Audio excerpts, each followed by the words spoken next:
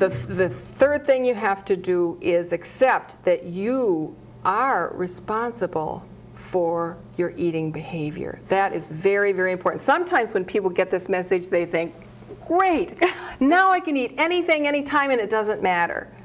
You'd like to think that because, of course, after years and years of being restricted from a lot of different foods and dieting unsuccessfully, I think we'd like to just be out of the box and do whatever we want. But it's so important to realize that we'll pay for that, both in our health and in our weight in the long run. So accept that you're responsible, and accept that you want to be responsible for what you eat and your relationship with food. Not just your diet and your weight, but your relationship with food. Do you want to just lose weight? Do you want to just lose weight temporarily? Do you want to have a normal relationship with food or not? You have to decide what your goals are. That's the fourth thing. Decide what your goals are.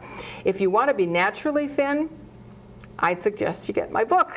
I suggest it too. Because this concept is very, very different from what the whole culture is telling people. It's really like taking your ship, if you are a dieter, which is probably, could be up to, what's the percentage do you think of Americans? 70%? At least. Yeah, I mean, it's really like taking... In a given year, it's 70% of Americans. It's like taking a ship and just completely changing the course. The paradigm is so completely different, and in order to be able to hang on for dear life against the power of the culture and the message, which is eat less, exercise more, eat less, and you know what, we're getting fatter and fatter and fatter, trying to eat less and trying to exercise more. And my books explain why this is so, why the eat less, exercise more idea is actually leading to greater and greater obesity and greater disturbances in eating behavior. So let's say somebody has made this decision that they realize, 80 or 90% of their attention every day is on food and avoiding food and when they're going to eat next and restricting what they're eating and counting calories, etc. And they think, I want to break out of food jail. I want to be done with this. Let's keep going on what are the positive solutions that person can implement. It is not possible to do without support. Okay, good. And that is why I recommend getting the books. Yes. The concepts are understandable. I'm sure a lot of people viewing today will understand what we're talking about, will be able to grasp the general principle, and will be able to certainly identify with what we're seeing, what we're talking about, the pattern that we're talking about. But in order to move the ship around, it took me about 5 years. Because I didn't have any guidance.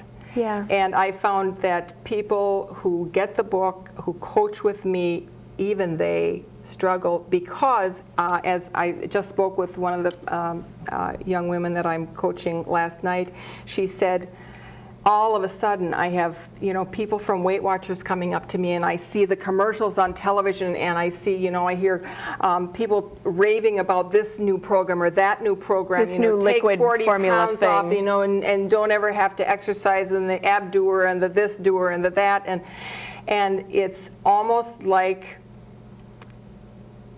well, it's like being in a place all by yourself. Right, and you're right that it doesn't work, and you have to eat every day, and food is a part of all of our lives, so that's good. Get support. It is, and I guess what's impossible to anticipate before you actually begin to try to apply the principles that I describe in my books. One of the things that happens with people when they start is they don't realize how crazy their attitudes toward food are.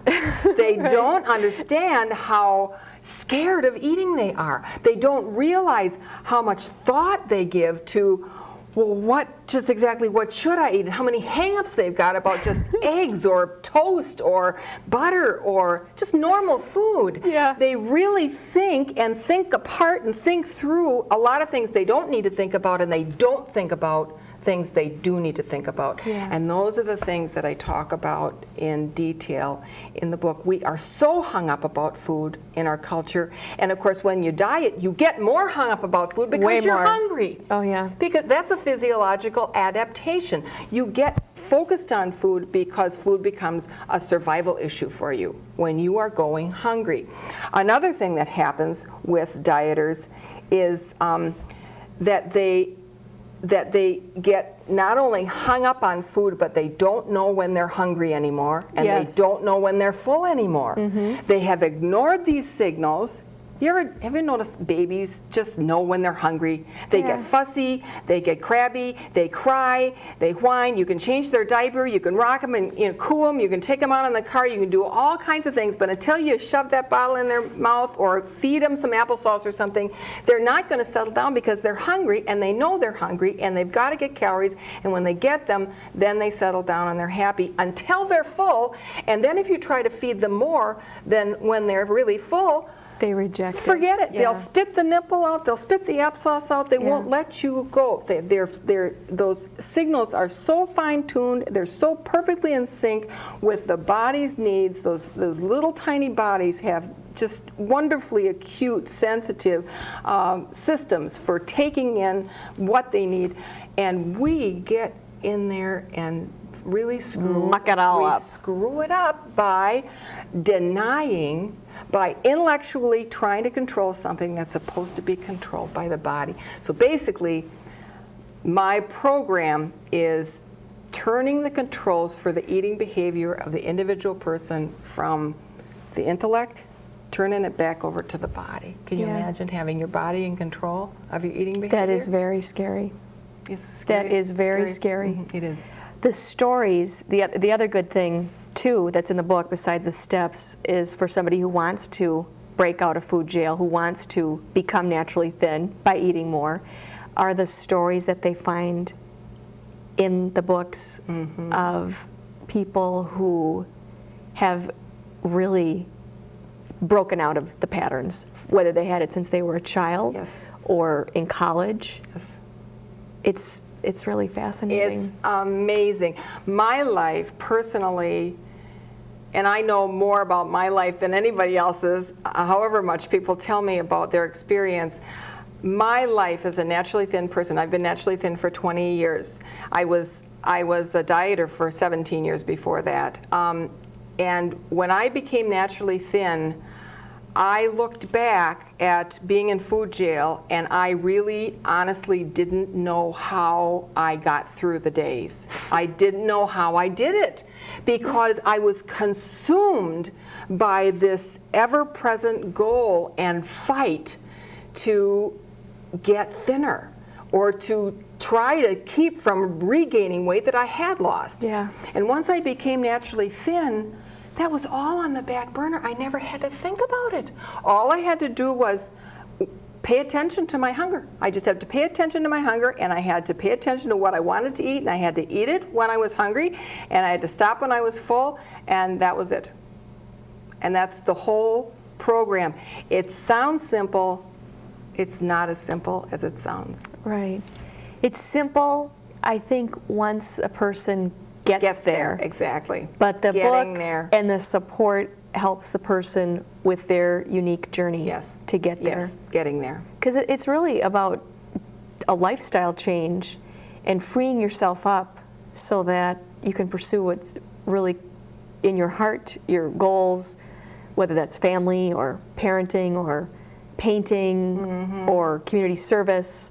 I mean, this is a way to really be freed up and not stuck in all of this viewpoint and these confusions and these complexities about food and eating and weight and dieting. This is such an important point. I'm really glad you brought it up. People are shocked at the impact that this recovery process has on them because they expect that it's going to be about just their weight. They want to lose weight, and that is a goal of theirs. But the first goal of the program is not weight loss. The first goal of the program is to get back in touch with your body. Yeah. And that can take weeks to get back in touch with your body. And it's a terrific adventure. I mean, you start to listen to your body, and your body surprises you with these, pieces of information and kind of shocking responses.